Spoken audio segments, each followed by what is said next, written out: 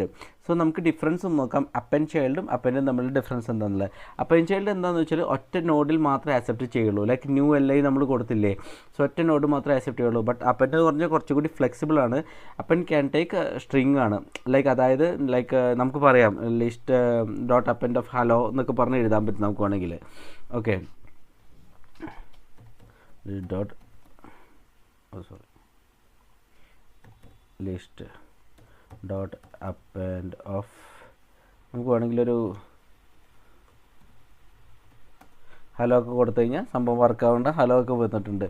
Okay, so ഇത് insert ആകുന്നത് text നോഡായിട്ടാണ്. സോ എലിമെൻറ്റ് നോഡ്സിലൂടെ ടെക്സ്റ്റ് നോഡ് ആഡ് ചെയ്യണമെങ്കിൽ നമുക്ക് അപ്പൻ്റെ ഒരു സൂപ്പർ കൺവീനിയൻ്റ് ആണെന്ന് പറയാം.